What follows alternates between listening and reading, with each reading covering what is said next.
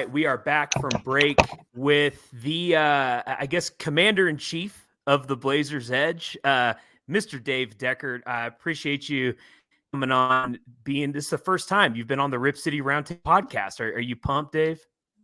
Oh, of course, anyone would be. I mean, everybody from Adam Silver on down would be absolutely fainting at the opportunity. So yeah. They would be. Yeah, Adam was supposed to come on earlier, and then he got busy. So we have you, but we're pumped, Dave. Oh, that often happens. I have to fill in for Adam like all the time. Good. He and I are good buddies. Good. Yeah, you go way back. That's right. Well, the Blazers Edge audience and readers, listeners, people that watch content, they're very familiar with who you are, but we may have some folks that listen to Rip City Roundtable podcast, but don't know about you. And so if you wouldn't mind, give us like a quick introduction about yourself and how you found yourself into this role with Blazers Edge. I've been doing this since 2006. I've been a Blazer fan longer than that. Just started writing really on AOL message boards, and then got connected with a guy who was doing the Oregonians blog when it just started out. I mean, just in its first year.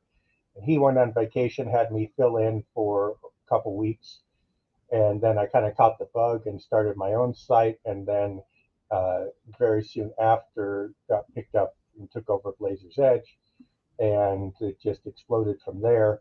That was right about the time of the Brandon Roy and LaMarcus Aldridge revival, and then Greg Oden came the year after, and of course interest in the Blazers, increased rapidly, and our site traffic along with it, and it's never stopped. So.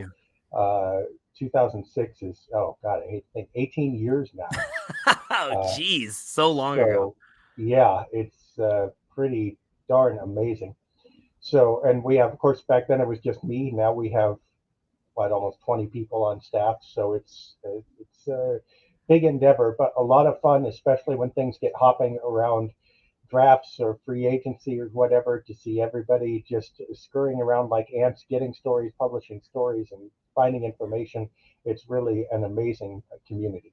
Yeah. It's been great to kind of witness. I've been a part of the crew here for about a year, or I started at the beginning of last season. So it was covering games and doing recaps. And so it's been so cool. I'm gonna say kind of cool. It's been really cool to see all the writers and editors and everybody pumping out content and just marching to the beat that you've set for the team. That's been incredible, Dave. I have a quick question. This is kind of off the beaten path, but you mentioned like the Brandon Roy LaMarcus era, and do you see any similarities to drafts with was LaMarcus, Brandon, Greg Oden, and I know that didn't pan out, but at the time, it looked like the Blazers were constructing this dynasty through the draft.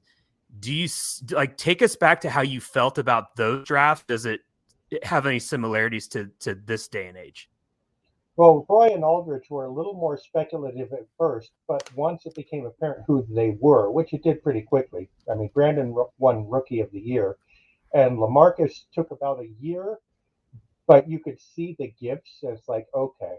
And then when the Blazers won the lottery and got Greg Oden, that was the moment when the fire really lit. And you're going like, whoever LaMarcus is, he's going to be able to play beside Greg, because LaMarcus has more of an outside game and Greg is in paint. Yeah. And Brandon is Brandon. And this is going to be incredible. And it was for the 80-some games that they actually played together over 4 years. They never lost when they played together, basically.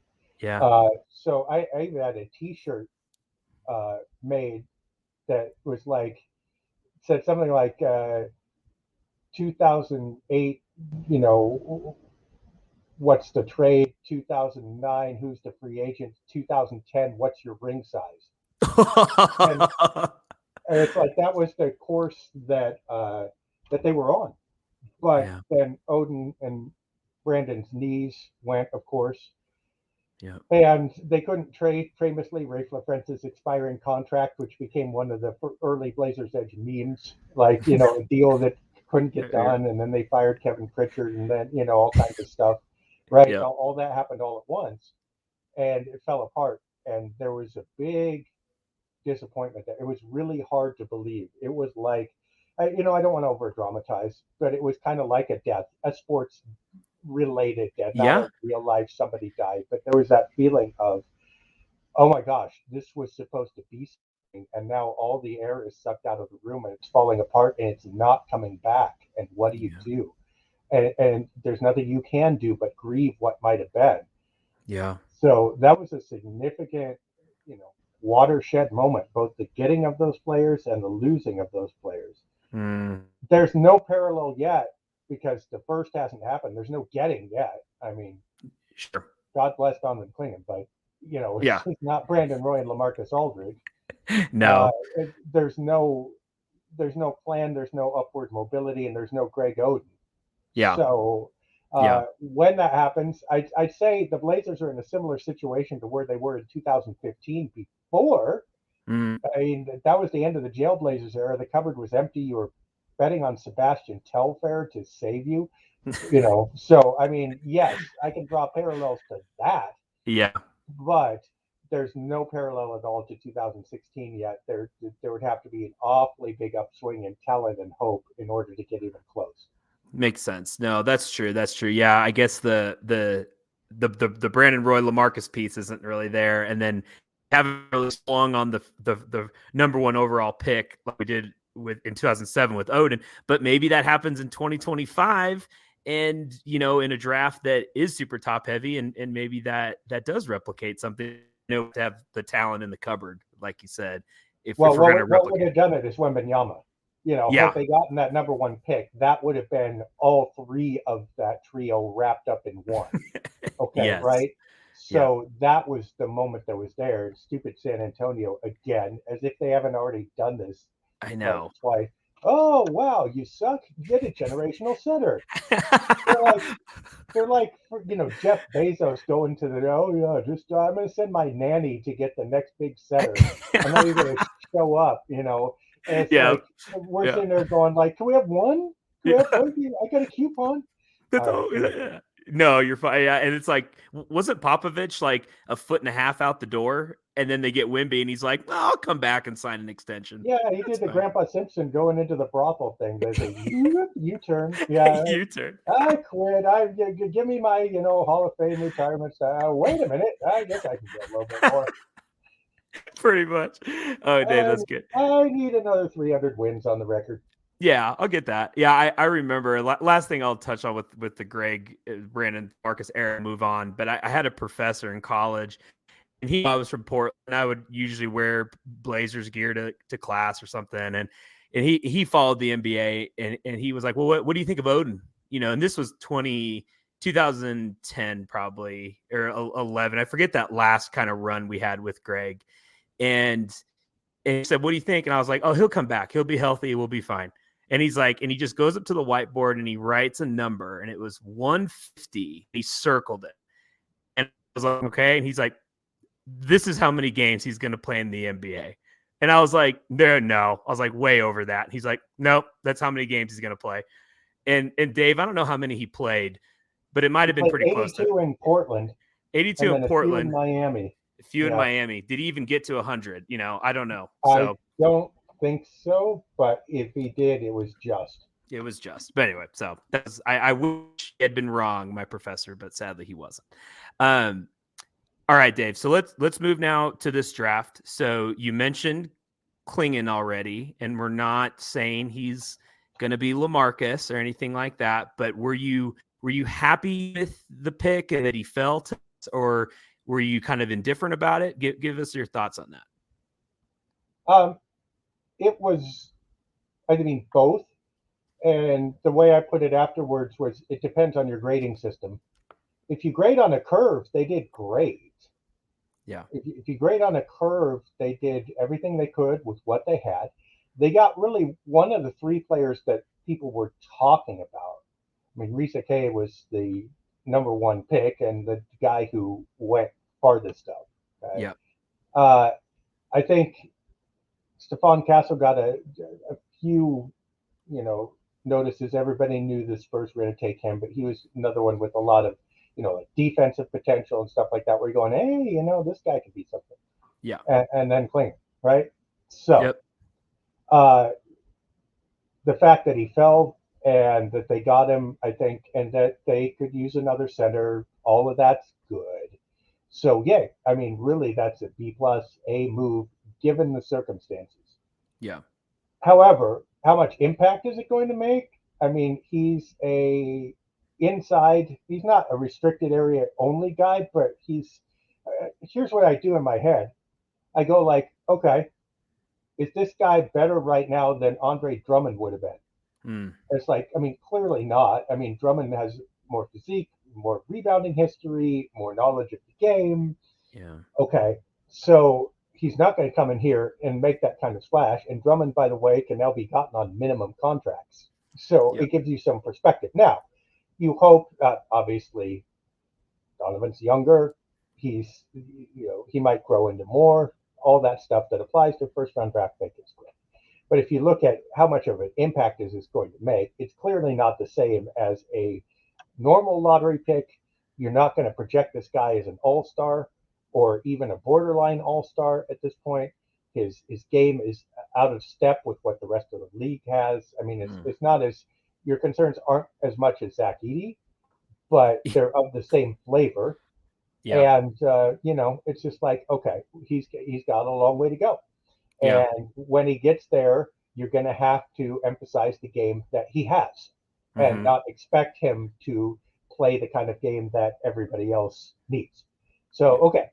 So, hey, look, it can be a really good move, but also not be forecasted to be the move that you need. Both of those things can be true. Yeah. Okay. I like that. That's a good answer. I think, in this draft, we were just trying to cling on to, no pun intended there, but cling on to hope or something to be like, well, this was positive. And you're right. It's like, relatively speaking, great. In a vacuum in that draft, good move. And, he fell, we made the pick, good for us. But yeah, in the grand scheme of things, does it make us better or more hope for the future? That's probably undecided right now. Yeah, and that wasn't going to happen in this draft, and you knew it. And all the moves have to be viewed in that light. Bailing out of the second round. I mean, the first round this year was the second round in a lot of drafts. Not quite. I'm overstating it, but it's really speculative players that you hope make the roster, that you hope make an impact, not players that you think are going to really stick with your team or change it. That was the entire first round, from the first pick on down, by the way. There's not one of these players where people go, he's a lock to be an all-star. Yeah. No one said that ever. I mean, in the analysis, and what they do with the draft. Like, this is the next Kevin Durant, it's always the next whatever. And it's just like, this guy, that's a good pick, hey, he's pretty good. It's literally like, 2 a.m. at the bar. Yes. Yeah. Okay, everybody, drink now. Not bad. This might work. Just talking themselves into it. That's so good. Yeah. Better than nothing. Hey. So were you pleased with Cronin in trading the 14th pick in Brogdon to Washington? Did that feel good to you, or did that feel like a reach, panic move, or was that the right thing to do? No, I mean, it felt good the same way getting your yearly doctor's visit done feels good. It's just like, okay, is this what you want to do? Do you want to sit in a waiting room for half an hour and get jabbed with a needle and told to eat more vegetables? Of course not. But okay, they had to get rid of Brogdon because they need to get underneath the luxury tax, right, and not flirt with it. They needed some flexibility. And they had no use for that. I mean, 14th pick. If the 7th pick was speculative, what was the 14th pick? So, look, it was fine. They checked off some boxes. They didn't take on another first round contract for a player they weren't excited about. And I think if they had a player they were excited about, they would have taken him. But I'm going to assume that the reverse logic indicates that there was nobody there that they liked as well as the player they got. All right. And trading Brogdon which seemed like an overpay given his talent, but his contract couldn't hang around all year. They had to do that too. So they killed two birds with one stone, got themselves a young player, a player with more versatility, with a lot of smarts that they've liked for a while. Again, is he going to change the universe? No, but he fits the team better than executing that pick with a rookie who doesn't know how to play and maybe might not even make the rotation. And Brogdon would have been. Yeah. My only thing, and then Advia is who we got from Washington. Young player, played really well last year. But do you think Brogdon, we could have gotten more if we had held on during the season? Or do you think it would have just been similar results and we just him getting injured or something? I mean, you might have, but you're playing chicken in a couple ways. First of all, what do you give with him? Yeah, the contract is expiring, but teams aren't going to take on 23 million for free. Mm-hmm. So, what do you give with him to induce them? What are you getting back? All right, because you got to take back, unless somebody's under the cap, which basically almost no one is. What are you going to take back that's not going to impact you farther than Brogdon's contract does? And by the way, he had the shortest possible contract, literally expiring, right? Mm-hmm. And between those two, can you still get if the financials work? Can you still get a player that you like? And the answer at that point is maybe no, especially since, as traded, the 14th pick had no trade impact value. Mm-hmm. That player only impacts the value of the trade after he signs a contract, right? Yeah. If you do it mid-season, that player now has a contract. So you're trading away Brogdon and that player if more inducement is needed, which means now you got to take back 25 or 26 or whatever. So I think they saw their opportunity. They took it. Yeah. No, that makes sense. Yeah, sure. I mean, why not? Why mess with, by the way, the more value might have been incremental, but what is incremental going to do this season? Mm-hmm. Yeah. And then that kind of indirect effect, or I guess direct effect, is now instead of a backlog in the backcourt with basically four guys playing point, shooting guard, whatever you want to call it, now you take Brogdon at least out of the mix. And so you have a Simon, Sharp, Scoot kind of rotation and see what's there, as opposed to throwing in a veteran guard that kind of always muddied the water a little bit there. Yeah, and you have another small forward. And another small forward. Yeah. Vija is your 14th draft pick, in essence. In essence, yeah. Which is pretty good. Yeah, he's better than anyone you would have gotten there. And you got rid of that money off the ledger. So that's how you have to think of Malcolm Brogdon at this point. He was a Damian Lillard hire. He was not a hire for this team at that salary. Right? Yeah. Yep. Now, don't go back and reverse engineer all those trades to see what you ended up with. You will go crazy, right? But unfortunately, trades, all the implications of a trade aren't made all at once. They unfold over time. Oh, yeah. And given what's unfolded over time, I think they did okay. Yes, I think. And it's still, does Robert Williams turn into anything? I mean, do you think he can net a decent draft pick, or do you think he can net a good player, or does he be here and then get hurt again? I mean, because that's like the last piece, right? Of like the notable player that we got back in the Lillard trade. Do you think Rob goes anywhere or gets anything for us?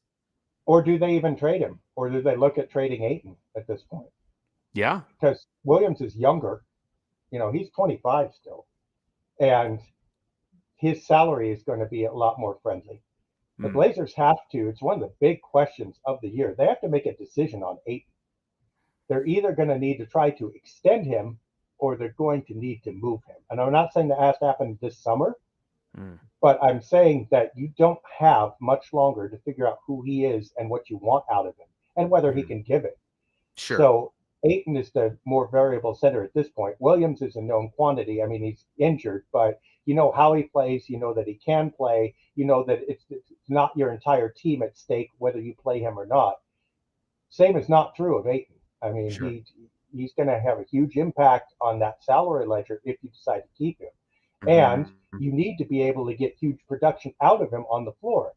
If you're not sure you can do that, you need to trade him to someone who hopes they can. Yeah. So do you think so should Ayton be the next, if you had to say the next Blazer moved, it traded, is it Ayton or is it Jeremy Grant? Oh, it's Grant for sure, because Right. Grant you can move, right? And also, we're fairly sure Grant is a known quantity for the Blazers, and he's 30, which is a lot different. Okay, Hmm. uh, Ayton being 25 and a variable potential All-Star, those two aren't really comparable. So you could see, I mean, let's put it this way: if the Blazers have already given up on Ayton, then he would be like, yeah, high priority move. I don't think that's happened, right? Mm-mm. So Grant will go first. But assuming that Grant gets executed somewhere over the next couple of seasons, Ayton is the next most important. Ayton is the most important question. Let's put it that way. Grant is the Okay. question. That's a good way to put it. Ayton is the most important question because there were stretches last season, Dave, and we saw this when he came back from injury. And I know games weren't high pressured and we were wanting to lose, but he was playing really well, and that chemistry with Scoot looked good. I mean, do you think that was just like we were not wanting to win games and just go out there and play so it looked good, or do you think there was some substance there? There's a yes and no. Full credit to the development that they made for Scoot and DeAndre and the pair together. However, the times that they looked good were also the times that the rest of the league had stopped playing Portland. Mm-hmm. I mean, everybody knew. And as you say, it's not just that the Blazers had stopped playing. That had kind of happened. Yeah. There just weren't any other alternatives. There's no Anthony Simons. There was no Shaden Sharp. Jeremy Grant was sitting a lot of those games. Okay, well, who's left? Okay, I guess you two. You too. Well, Go yeah, out and and you look score. good. Yeah, it looked good. Now, again, I don't want to dismiss that. That might still be there, but you can't take what happens at the end of just terrible season and go like, okay, this is you can bank on this next season. Otherwise, Ha Sung Jin would be our starting center still, right? Yes. So I think it's possible that that's there. I think they need to try it. And by the way, I would favor running things through Ayton for just this reason. I want to see him emphasized more than I want to see anybody else on this team emphasized, especially early on, to answer this question because it's huge. But I'm not banking on him and Scoot becoming the next big tandem yet. Okay. All right. Well, so for Grant, I mean, would you be surprised if he's still on the roster opening night? No, but I wouldn't be surprised if he wasn't either. And I Yeah. think somewhere between now and the trade deadline, and what you got to get is a contender who either has or has access to draft picks. And I think there are a lot of suitors. There are going to be a lot right now, anywhere from Dallas, who made it to the finals and didn't, quite do it. But obviously, the Lakers are in there. I think the Clippers are in there now that Paul George has gone. I think Denver would be interested. I think Milwaukee would be interested. You could see Miami being interested. I mean, think of the names of people who are right there, Cleveland even, who are right there, but need another piece for sure. Right? Yeah. Now, the nice thing is the Blazers aren't going to ask for your star in return. They're going to ask for maybe a young player, enough salary to cover Jeremy, of course, but they're going to ask for draft picks. Yeah. So there are a lot of teams who can do that, especially since we don't want those draft picks now. We'll take 2025, sure, but we're going to assume you're not a lottery team then. We want 2030.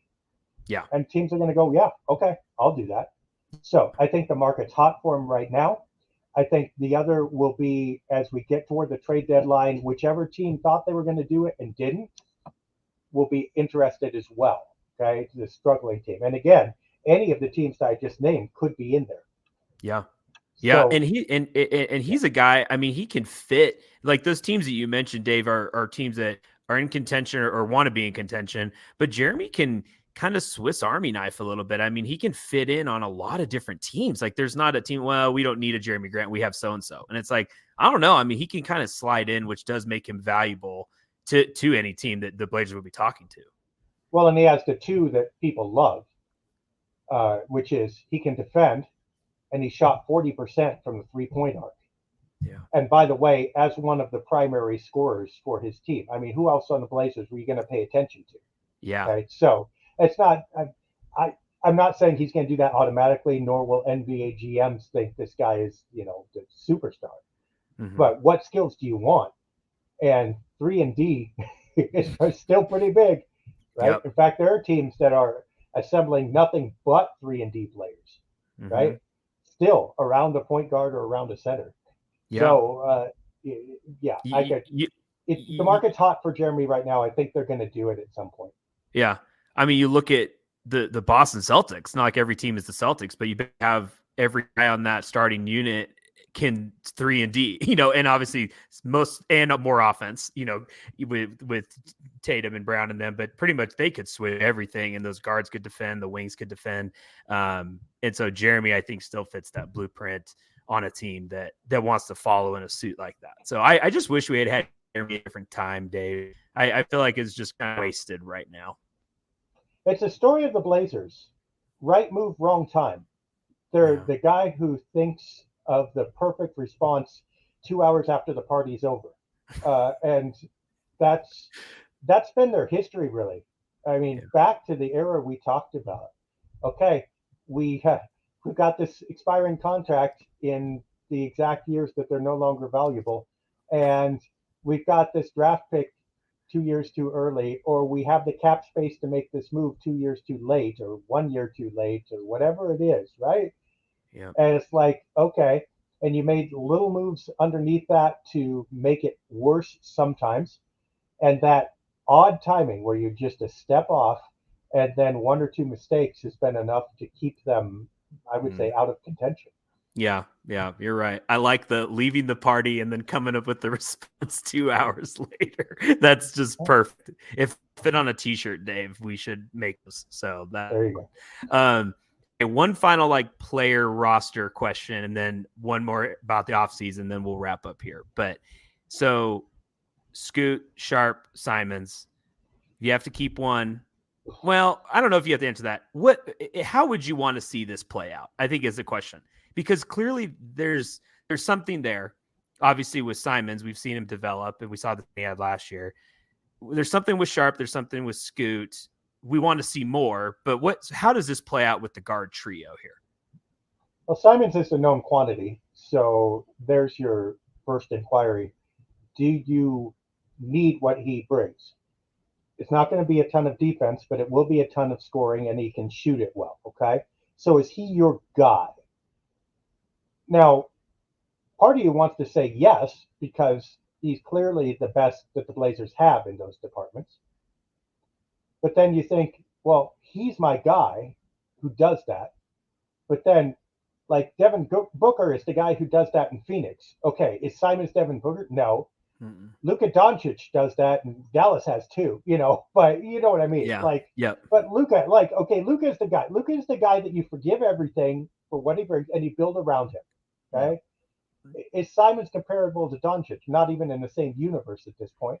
Mm-mm. So you start to go, is he better as a sixth man or the second scorer on a really good team instead of the main scorer on my team? And the answer to that's probably yes. So I don't advocate trading Simons. I'm just looking at Simons and going, he's probably not the solution. He's probably just a really good career NBA player who can score a lot.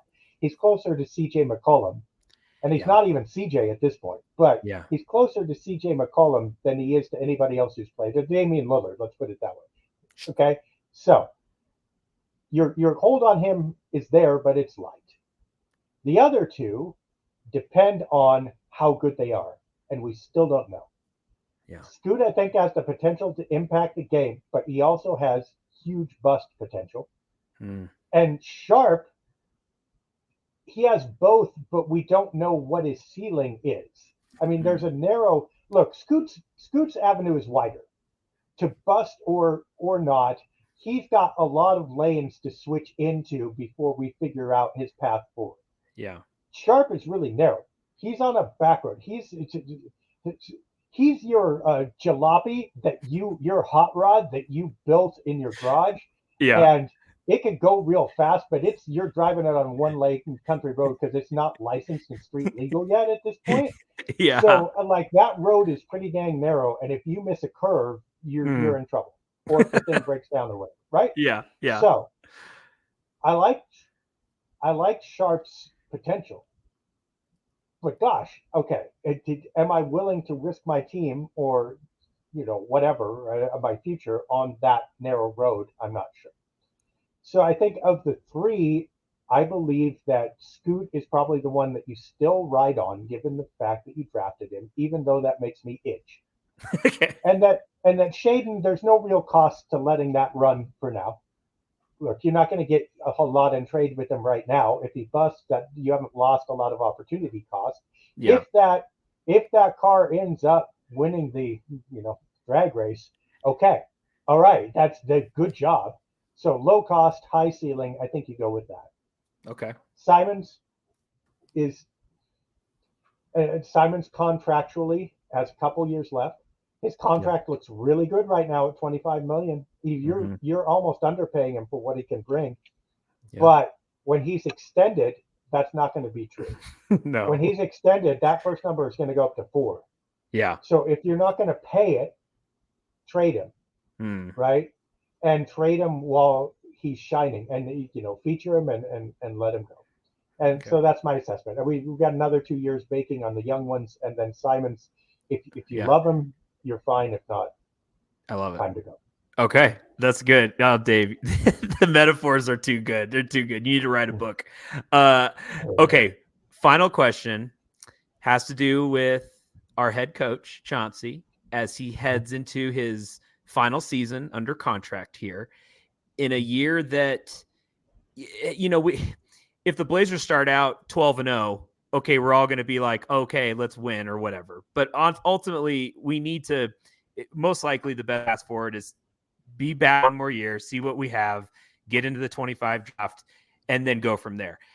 Where does Chauncey fit into this, Dave? Is he just going to coach his last season and then just leave? Or what's the deal here? I haven't seen a bigger lame duck since the Aflac commercials. I mean, it is look, if they weren't going to completely stink this year, I believe that they probably would have made a coaching change anyway. But they're not going to bring in a coach. I mean, again, look at this draft. What did they do? Look at free agency. What are they doing? Right? It's non-existent, right? Yeah, yeah. So they're going to run back the same team minus Malcolm Brogdon and maybe Jeremy Grant or another veteran, whatever. Well, they don't have any other veterans, I guess. So scratch that. Jeremy Grant, Robert Williams, whatever they do. Okay? Yeah. They're going to run back the same team with a couple new young players, and that's it. Yeah. And this team didn't win last season. I mean, they are headed straight for the lottery. So they're not going to go get a shiny new coach, and they can't, right? Who's going to take this job? There will always be someone who does it. But raise your hand if you want to start your career with 50 losses, right? And that's optimistic. Yeah, that would be good. Yeah, exactly. I mean, Mike Krzyzewski's not going to say, jump at this opportunity, right? So, in any case, they're going to write it one more year, and they're going to try to get a better stripe of coach, probably. I don't believe there's any way they bring Chauncey back because he will not have had a winning season at that point, right? I mean, in fact, his first 5-year coaching record is going to be an eyesore. Now, I don't think that's all his fault. I don't think it's not his fault. Right? You know what I mean? It's like this was a gambling hire, a get experience hire, a low risk hire, as it turned out, and it didn't work out. And that's the story. And Chauncey can get another chance somewhere else in a better situation. He'll probably be okay. The Blazers will get a better coach. They'll probably be okay. They just got to dance together for a little bit longer and ride it out. And ride it out. Pretty. Oh my God. It's not pretty. No, this is like you. Sorry for another analogy, but you're getting divorced, but you're staying together for the kids. Yeah. That last 6 months before you tell them, let's let them graduate high school before we actually break the news. That's this year for them, and That it's likely to have all the fun of that event. That is, yeah, it's all the fun of that event. Yeah. Well, that couldn't be a better analogy for this situation, because that's exactly what I was thinking too. It's what it feels like, because it's like so awkward, and there's sticking together kids. So, Dave, well, man, dude, this is a pleasure. You could have been telling me stories, make me laugh for hours here. This was awesome, man. But we appreciate you taking the time. It's 4th of July today. We're recording this on 4th of July, so we appreciate you taking the time out on a holiday like that. Again, you're still doing content. You got some Trail Daddy podcasts still coming, maybe? Yeah, we're doing that. I've been on and off traveling, so it's been harder to do the podcast here in late June and July, but we're going to pick that up as the season goes. Do that at least every other week, if not every week. Cool. So that'll be awesome. It'll probably be a weekly thing as the season starts. So tune in for that. But we got 4 or 5 evergreen episodes under our belts already, just to kind of soft launch, and then we'll pick up as we go. You're incredible, Dave. The legend, Mr. Dave Deckard. We appreciate you coming on. Thanks. We will see you soon. All right, see you.